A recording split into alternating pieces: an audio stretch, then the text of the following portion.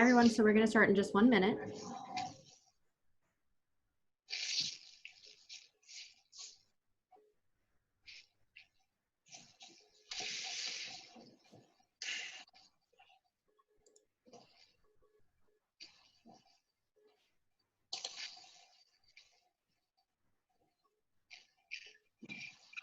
Hi, thanks everyone for joining. We're going to be starting in just 1 minute.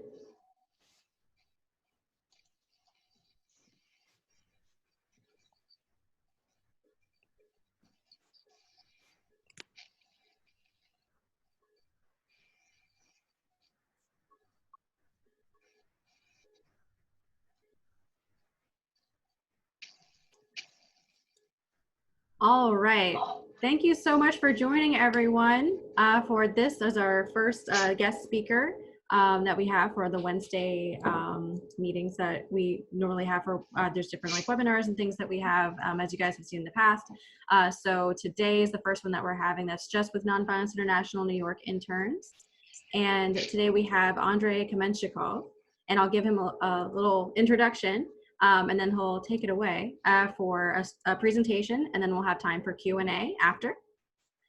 So Andre Kamenshikov is a representative of Nonviolence International, as well as the regional coordinator of the International Civil Society Network, the Global Partnership for the Prevention of Armed Conflict, or GPPAC, in the Eastern European region. He has over 28 years of experience as a civil peace-building activist in conflict areas of the ex-USSR.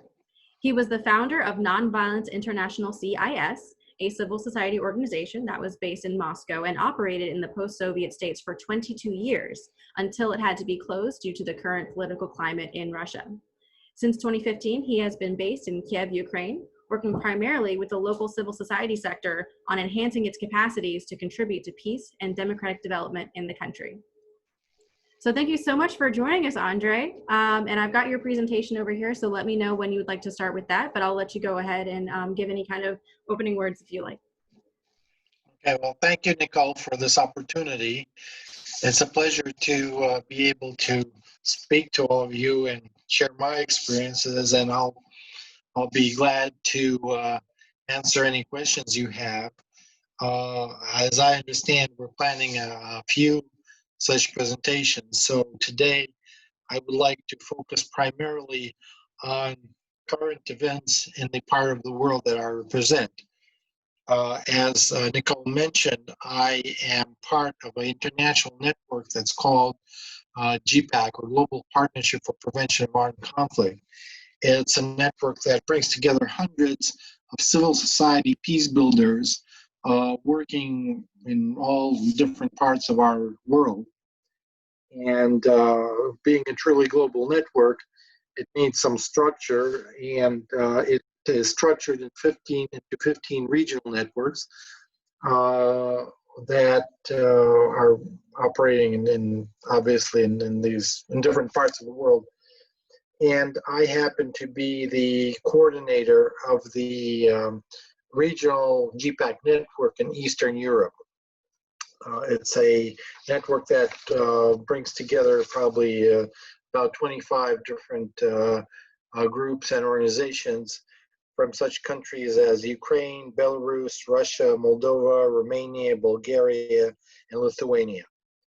At least at the current moment. We might have more joining us, hopefully, from other countries of the region as well.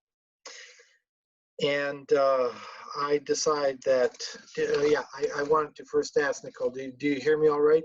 Everything fine? Let me know. Yeah, we can hear you good. Sometimes the voice on Zoom suddenly disappears, so just let me know if that happens. Unfortunately, something strange happens with Zoom every now and then on my computer. I think that today I would like to do this first presentation, our first interaction, focusing on current developments in these countries and in our region in general. And one reason why I want to start with this rather than with a more historical perspective or rather than speaking about the actual work that's being done by different civil society groups today, is that I believe that there's a high chance, nobody can really predict the future very well, but I think that there is a very high chance that the following months will be very rich in terms of different political developments in some of the countries of our region. And I'll try to explain why I believe so in my presentation. So if you, Nicole, can put up the map I sent you yesterday, just so people can have some idea about, okay. Sure, absolutely. The map. Yesterday I sent you the, this, Here, I got it right something like here. this. Yeah.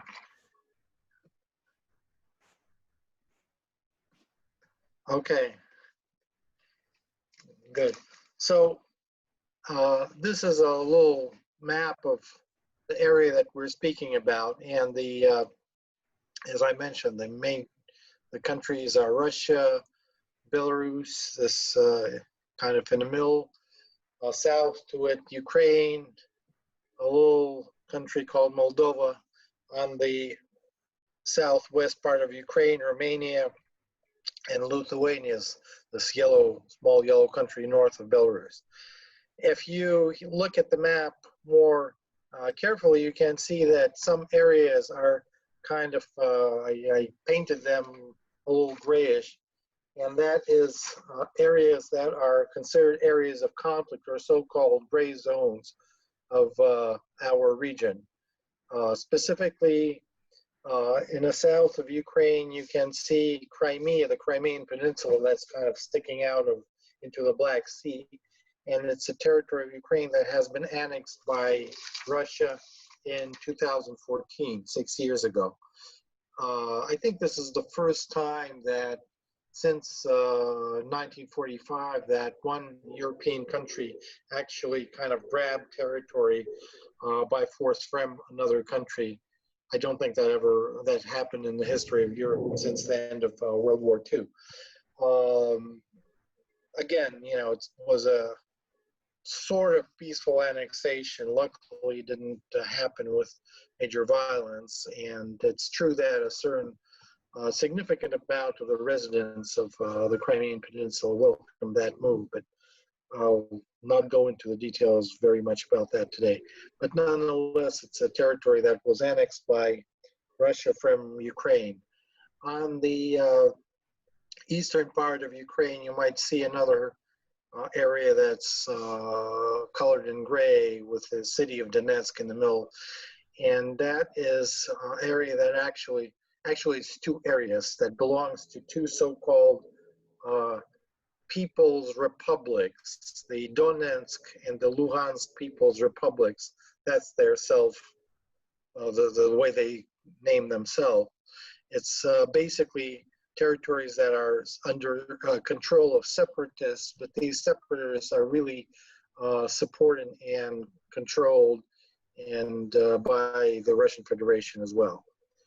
And maybe you can't see very well, but in the small country of Moldova, that is kind of gray, something between gray and green, and a little small country between Romania and Ukraine, there's a little area on the eastern side of that country between Moldova and Ukraine that's called Transnistria.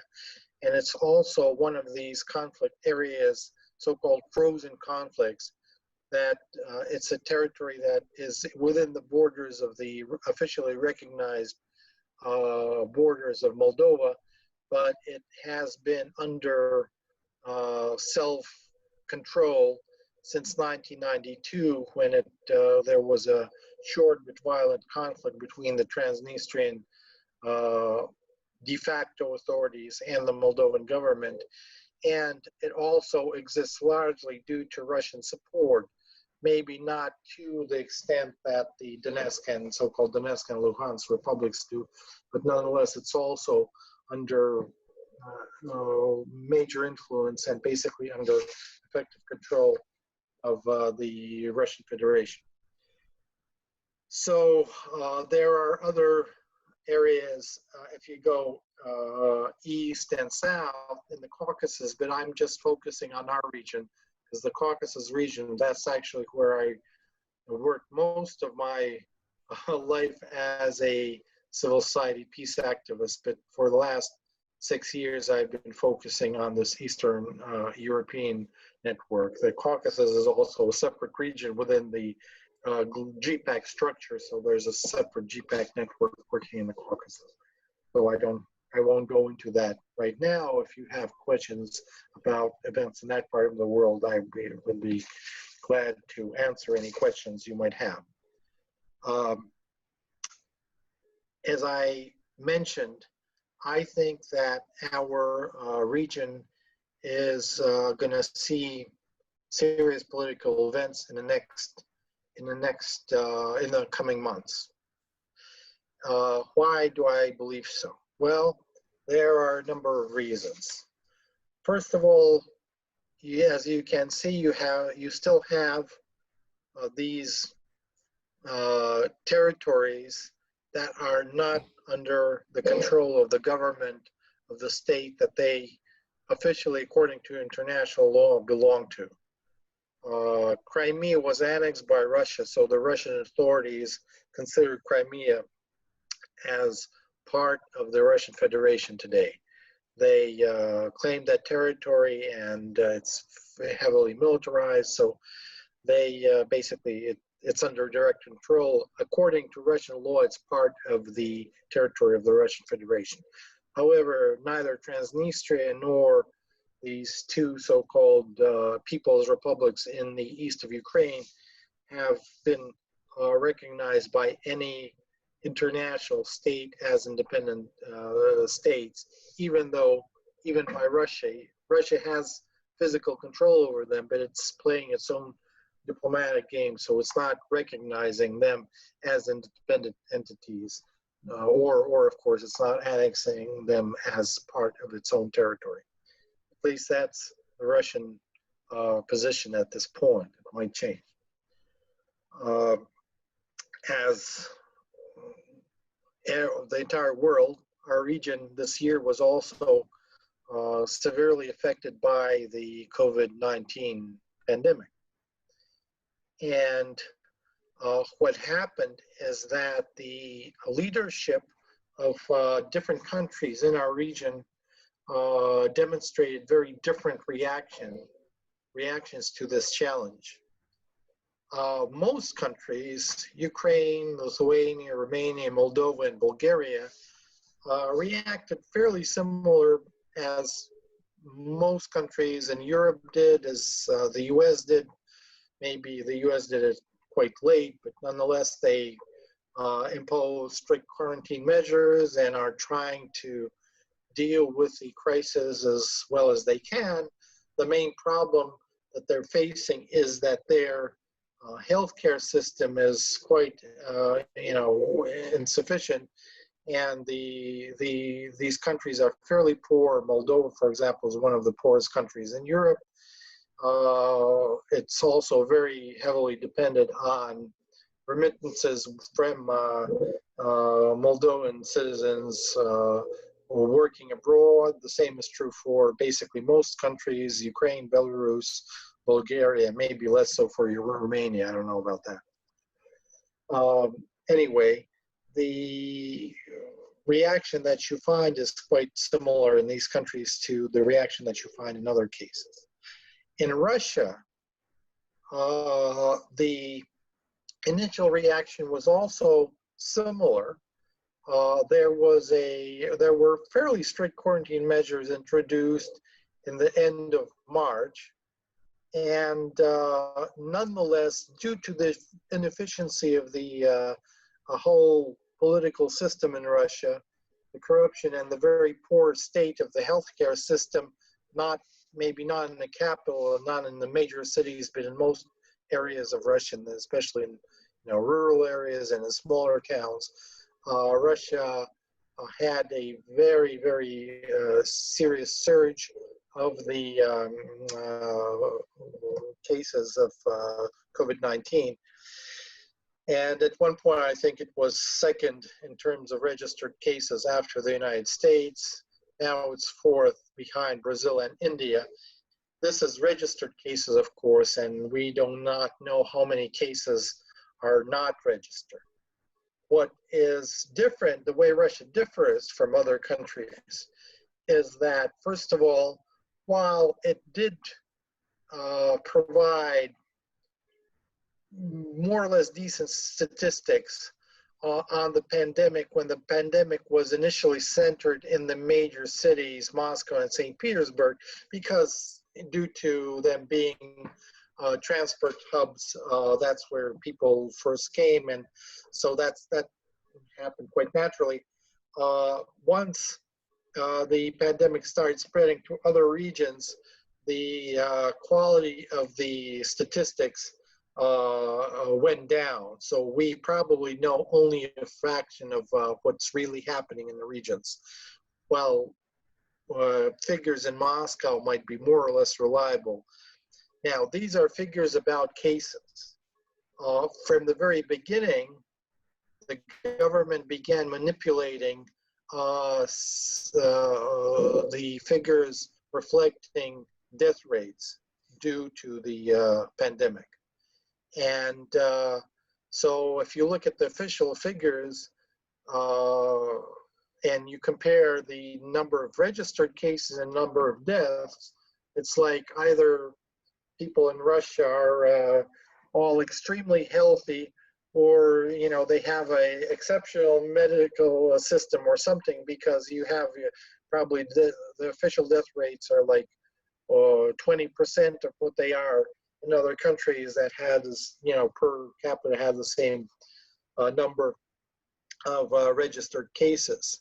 The reality, unfortunately, of course, is very different. It's because the statistics we see is skewed because most cases, most deaths that are related to this disease that are not, most people that die obviously are people that had other medical conditions or elderly people that usually have lots of other medical problems. The main cause of death is other problems that people have. That's the way they're registered. So only a very small number of people that actually die because of the pandemic are registered as direct victims of that pandemic. So that's the way they manipulate statistics in Russia. Why? Because from the very beginning, this whole COVID-19 crisis interfered with the plans of the government and personally President Putin to hold a referendum, or not even a referendum, a vote, to amend the Russian constitution in order to grab even more powers than he already has, and specifically to get rid of the term limitations that still exist in the Russian constitution. There are term limitations for how long a person can be a president, and it's very interesting because they stipulate that one person can't be the country's president more than 2 times in a row. So after he spent his first 2 terms, he didn't amend the constitution. Instead of that, he put Mr. Medvedev as a formal president, even though he maintained control. And then after this presidency of Medvedev, he returned and serves now his 4th official term, even though basically it's the 5th term he's in power, because Medvedev was no more than a figurehead. And but even this term is coming to the end. And this time, rather than findings, he probably didn't feel that he has someone reliable enough to play the same game. They decide to say that due to constitutional amendments, they're not going to count the previous 4 or 5, the way you look at it, terms that he served. And so he'll have 2 more terms of 6 years, so he can be around till, I think it's 2036 or something like that. Basically, Andre, I think that this is leading into the last slide that you had, so I'm going to go ahead and share it with them. Yes, good. There we go. Yeah, and key political challenges, yes. And simultaneously, there's a very interesting situation developing in Belarus. There, so what happened, I'll just finish. What happened in Russia in relation to the pandemic is that Mr. Putin, after about a month and a half of strict quarantine measures, the government suddenly started getting rid of them, even though even the official statistical figures were showing that the situation was much, much worse than it was when they started the quarantine measures. And they actually held this vote over just last week. So now they claim that Putin has always got overwhelming support, which is not true, and I'll speak about that a little later. But at this point, they claim that he got the support he wanted. A separate case is Belarus. In the case of Belarus, you have a situation where the government, the president, is actually denying the existence of a pro-COVID-19 problem as such, and giving great advice as the best way to fight the crisis is to work in the fields on a tractor or drink some vodka. And he actually, he's actually recorded saying when he was playing hockey, he likes to play ice hockey. So at one point, he said to a correspondent, he said, "Yes, there is no virus here. You don't see any virus flying around, don't you?" Things like that. And not only is that his position, but he was forcing children to go to school when their parents wouldn't want them to go to school because of the virus. Now, the result was predictable. There's a terrible situation, and there's a very high death rate in Belarus. We don't know, we have the official figures, but they don't mean anything. In Russia, they don't mean much, but they mean something. In Belarus, they don't mean anything. A member of our network and my good friend said that she already knows 4 people that died from COVID-19, just one person. So obviously the situation there is very bad. And at the same time, Mr. Lukashenko is heading toward another round of presidential elections. And he, if Putin was, formally or informally, during Medvedev's reign, was in power for the last 20 years, Lukashenko's been in power, the president of Belarus has been in power for 25 years, from starting, I think, 1995. And today, for the first time, there's a massive movement against him, and it's pretty clear that if previously he was able, with manipulations, with controlling the media, with many other tricks, but he was more or less able to get the majority of the vote during elections in his favor. Today, it's very questionable. Most likely, he is far from getting a majority vote. What he is doing is he's basically repressing any serious political figures, and the 2 leading opposition candidates today are in jail for various strange, accusations. The third is it was announced that like 70% of the signatures that he got to be included in the ballot weren't valid. So you had to have, according to the law, you have to bring 100,000 signatures in your support to be added to the ballot during presidential elections.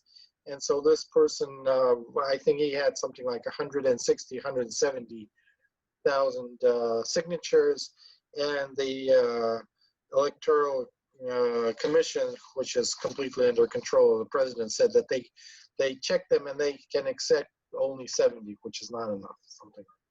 So the weird thing is that one of the opposition figures who was a popular blogger and was doing, blogs about life and what real life in Belarus is like.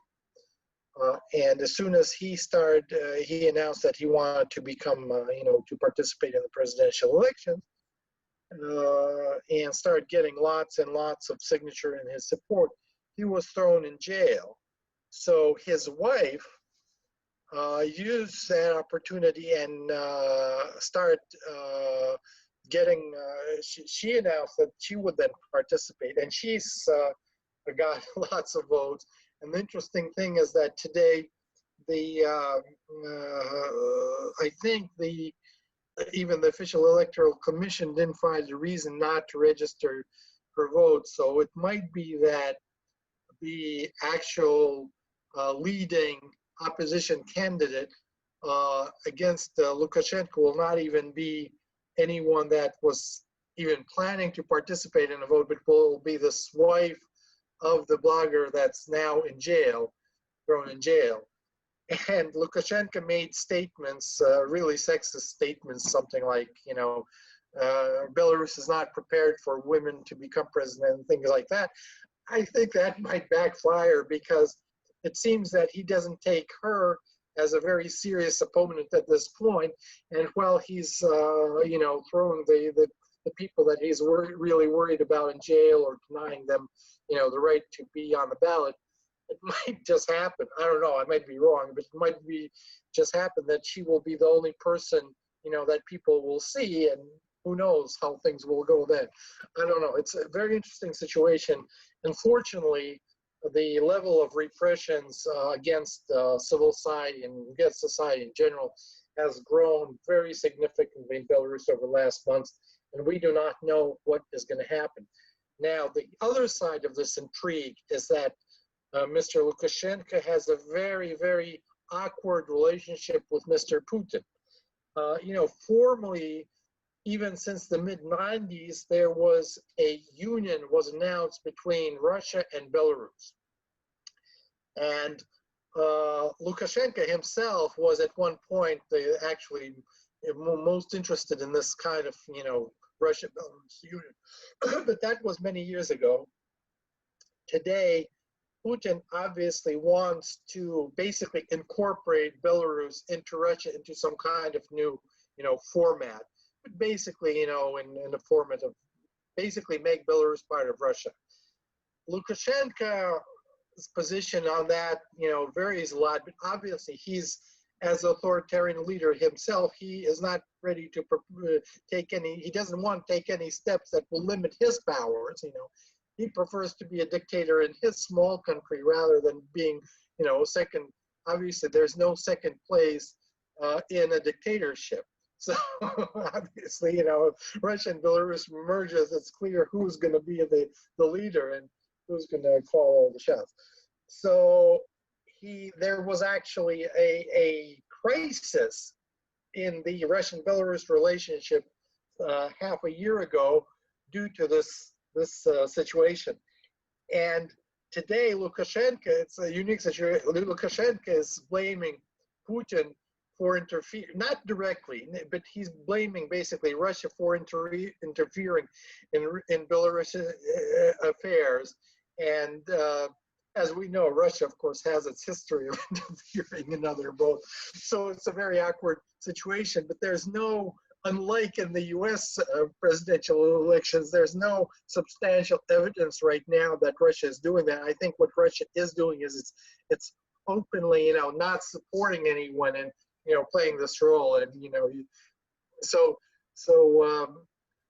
the problem is that Russia, obviously, and the Russian leadership has in mind this agenda of incorporating Belarus one way or another. And with the crisis, with the COVID-19 crisis, and with the potential political turmoil in Belarus, there's a risk that the Russian leadership may see that as opportunity to, use force and basically impose their agenda, using this opportunity. So that's one potential scenario. Hopefully, you know, it won't take place, but that's one potential scenario that can take place. The other big issue is what is going to happen in Russia itself. I just, Nicole, if you can demonstrate the picture that I just sent you. I forgot the name. The gray zones and Putin's constitutional vote. Yeah, the constitutional vote. Yeah, yeah. If you could put that up, because I think that's a very interesting thing to understand what's really going on. As I mentioned, there was this recent vote to amend the Russian Constitution. And you can see on this picture, if you look at the right picture, you can see these, it's like these two footprints, so-called footprints in red and blue. What they are is, this is a picture that compares the voter turnout. You have on the bottom, the x-axis is the voter turnout, and the vertical axis is the results. People voted for or against these constitutional amendments. Now, there was absolutely crazy propaganda in all state media for these amendments, and it was officially forbidden.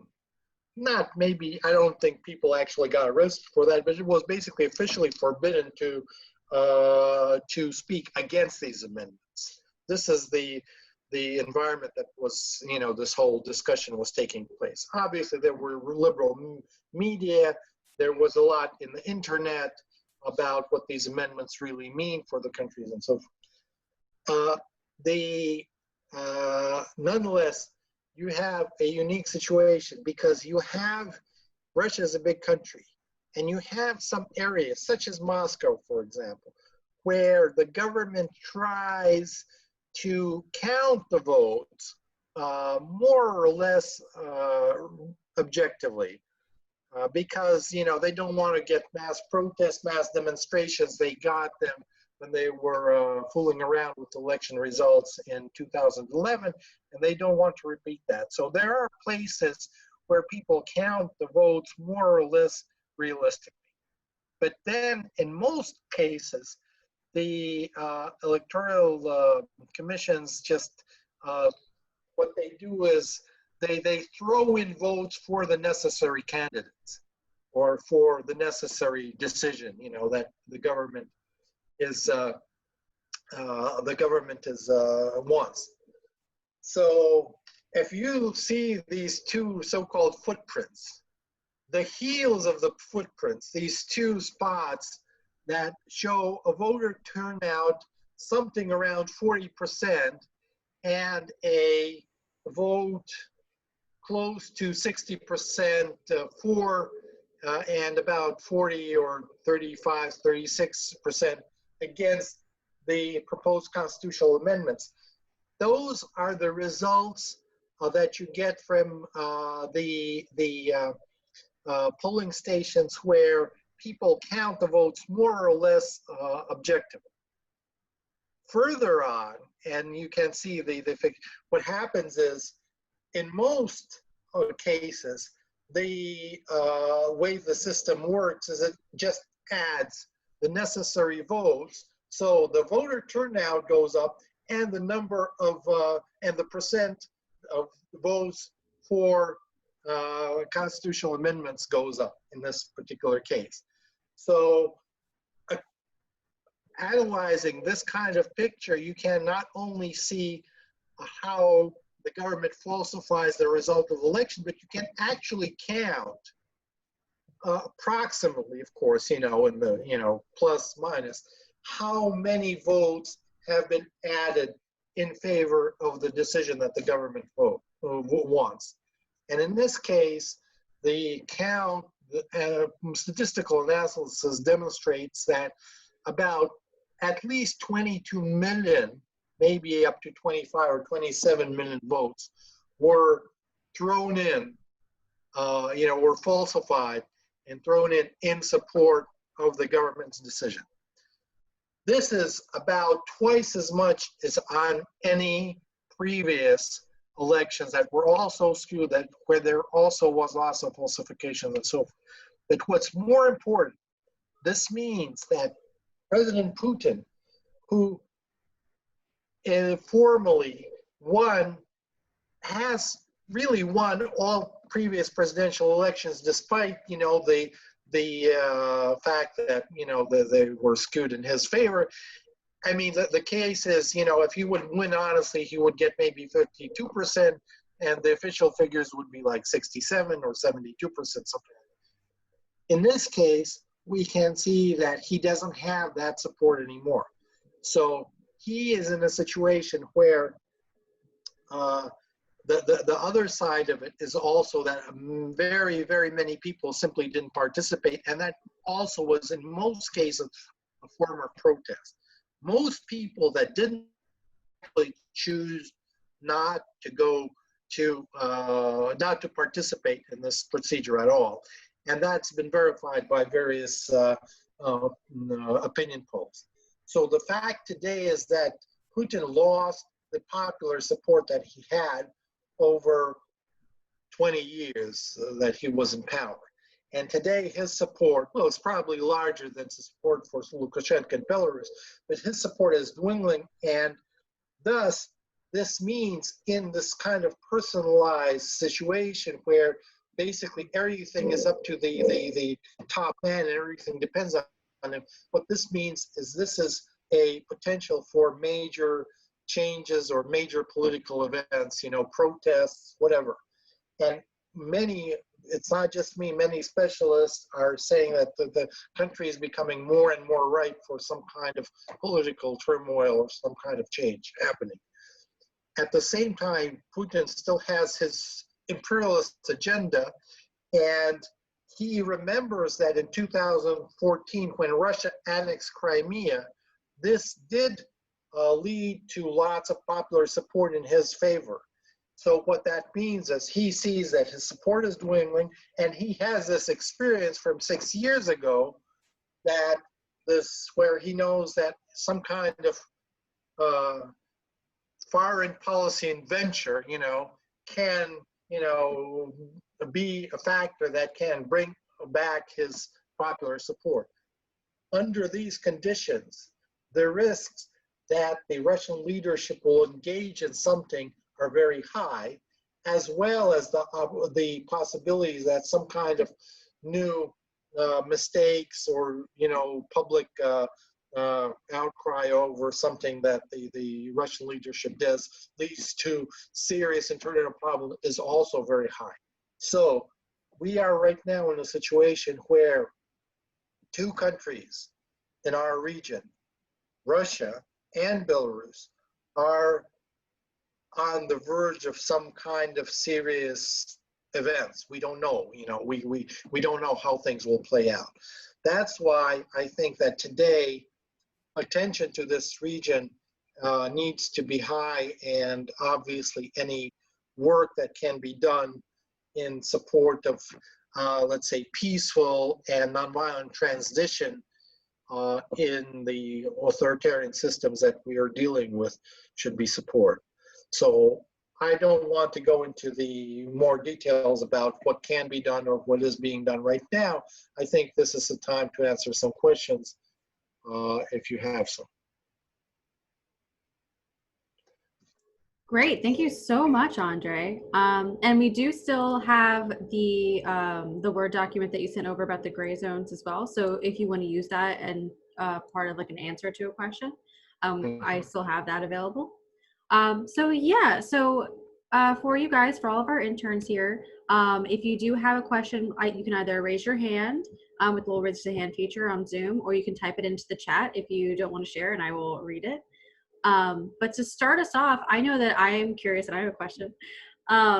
Yeah, so Andre, you're talking a lot about, it's interesting like how the support is changing. And when I think about this region, in the civil society and challenges, I guess I'm thinking about like what the growing consensus and how people think, like for young people and how they use social media to kind of talk about and find an alternative to maybe the narratives that they're receiving like from like official sources. And so is there any information that, you know, any partners that you've worked with have been able to like see changes in the region regarding how maybe people are using social media and other forms of media to get information?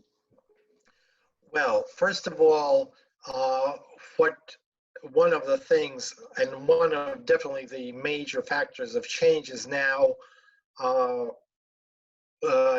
don't know, probably not a majority yet, but a very large percent of the population gets information from the internet rather than from the traditional media sources.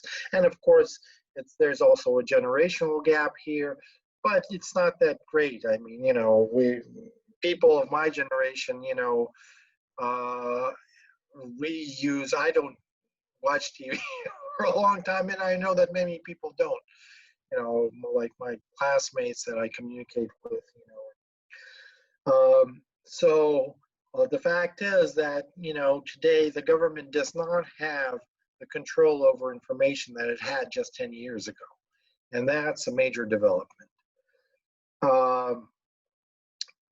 In terms of social media, it's trying to control social media. In fact, and it is what it has, like it has these so-called troll factories. It's actually paying people, usually young people, you know, hundreds or thousands of young people to engage in social networks and keep, you know, communicating and get the messages across that the government wants to get across. So there's a lot of that in social media.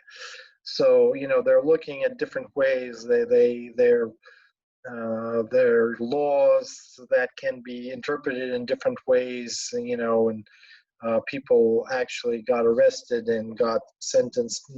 Usually they got fined after all, for publishing something that the government doesn't like and things like that. But so far, it hasn't been very effective in controlling this. And one of the things that the system is so corrupt that whatever the government tries to do, it can't do efficiently, even in its own interest. And so it screws up all the time, you know. Okay, thank you so much. Yeah, so Lucy has a question. Lucy, go ahead. Hi. So my question relates to, you talked a lot about how the Russian Federation is really influencing these different scenarios and trying to have control, both covertly and overtly.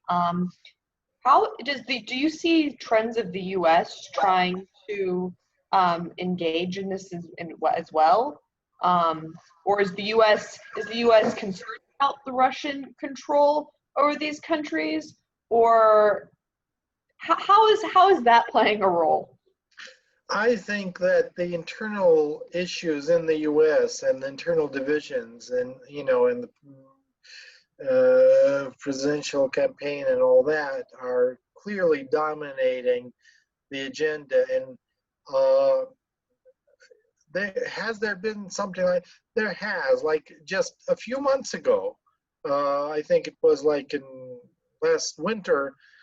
For the first time in many, many years, I don't know when that happened, the U.S. State Secretary visited Belarus, for example, because after Lukashenko had this conflict with Putin, he started to try to, you know, move a little bit. He's constantly, his whole policy was trying to balance between the two sides. So, you know, he makes a step there and a step there, and he actually imported a tanker or a couple tankers of U.S. oil, you know, to Belarus recently and things like that.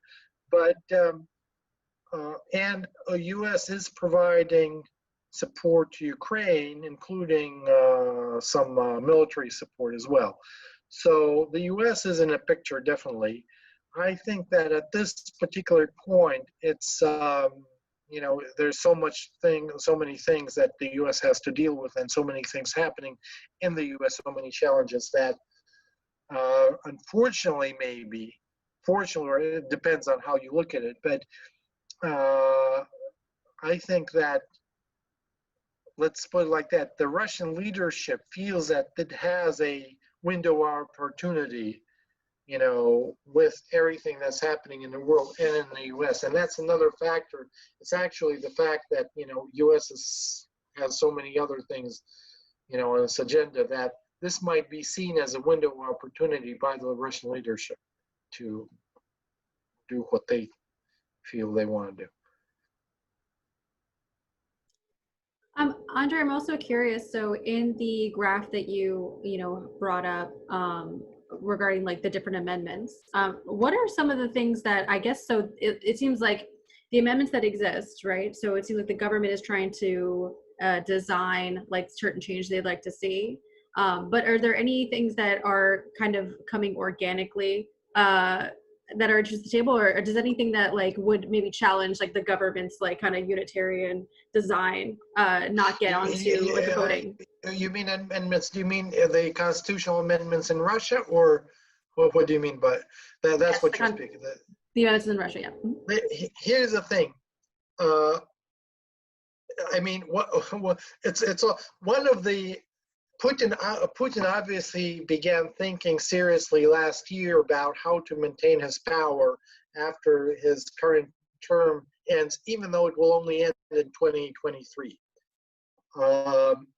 Nonetheless, that seemed to be a thing on his mind. And his initial plan, I think, was to bring the integration of Belarus and Russia to a state where there's a new position of a president of the union or something like that, which would allow him to basically maintain his power. The problem is what he was offering to his Belarus colleagues wasn't satisfactory for Mr. Lukashenko. So his initial plan was, rather than amending the Russian constitution, was doing some kind of trick with Belarus and, you know, becoming the new leader of this united nation of Russia and Belarus. That didn't work because his counterpart wasn't satisfied. That's where their big conflict happened. It was last December. After that, he came with an alternative plan, and the way he did it, he first announced that he didn't even mention anything about the, you know, obviously about the need to stay in power, but he mentioned, you know, that there needs to be, you know, amendments about the Constitution. They organized a group of, you know, people, you know, people that, you know, people know, you know, famous artists, you know, singers, I don't know, sportsmen, you know, the world champion and jumping with a rod, you know, things like that. And that were supposed to come up with these constitutional amendments. And they came up with a long list of things that are basically declarations. They don't really affect anything. They're like, you know, God should be mentioned in the Constitution, you know, or, you know, it should be mentioned that Russia's territorial integrity cannot be, you know, breached, or things like that. I mean, things that don't really mean much, or, you know, the importance of humane attitudes toward animals, or all kinds of stuff. And, you know, the importance of maintaining the Russian language, and, you know, we shouldn't change. And they made this big, you know, noise about all these great amendments. And then about 2 months later, they got a member of parliament who happens to be the first female astronaut, cosmonaut, Valentina Tereshkova, in her 80s right now, who then she's a member of parliament as well, come out and say, yeah, with all these amendments, but it's really important that Putin still stays in power. So it's, you know, obviously she just read a text that was given to her, but basically, you know, people are worried that Putin might, you know, he needs to one or another way still be in power. So let's not count all the previous terms and let him be for another 2 terms. And, you know, and then just by accident, Putin happened to be just around the corner, and or an hour later, suddenly comes to the parliament and says, yeah, we can support this amendment but only if the constitutional court decides that it's, it's all right, Oh, nobody could guess what the constitutional court decision would be, Putin appoints the judges in the constitutional court. So was a big intrigue how they would vote, of course, after that. So, this game, but obviously, it's also interesting that during all this propaganda, it hardly ever, this key amendment for which all of this process was launched, it was hardly mentioned in the propaganda. Russia was filled by billboards, about the need to be, to be humane to animals, or, or why it's so important. They get a very famous Russian actor, speaking of how important it is to maintain the Russian language. The funniest thing is that in the actual ballot, in the actual paper ballot that people filled in, the question, are you supporting the constitutional amendment? It had a grammatical mistake. It's like you're voting for supporting the Russian language, and there's a grammatical mistake in the ballot. So, I mean, things like that. But, and they even, they had a big government website about the constitutional amendments. And they made a big list of all the over 200 amendments. And when they initially published this website, they, for some reason, forgot one amendment. Guess which it was? One about giving Putin the right to be president for 2 more terms. And only after that, they, when people start, pointing to that, they said, oh, that was a mistake. Yes, they added that, and with a very unclear language that unless you really understand what is going on, it's not very clear. It said something like, they made this language that the amendments that limit the terms of the president come into action in consideration of the terms that will be in effect after these amendments are approved by a popular vote, something like that. So, yes, so things like that. But nonetheless, most people understood what it was all about.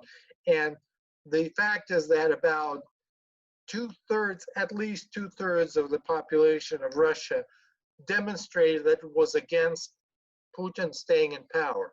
And this is something that never happened before, because obviously with all kinds of tricks and propaganda and all, but Putin was able so far to have a guaranteed support base that was, fairly sizable. I mean, he did get more than 50% on all presidential votes before.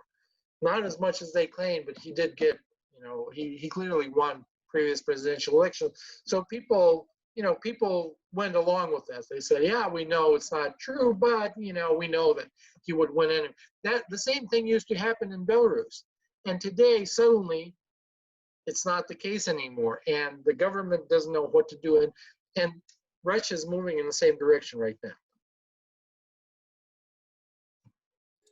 Great. So like there's kind of like a show of participation from like highly visible like persons, and then Putin comes around the corner and is like, "Oh, I'm glad to see you." Yeah. Okay.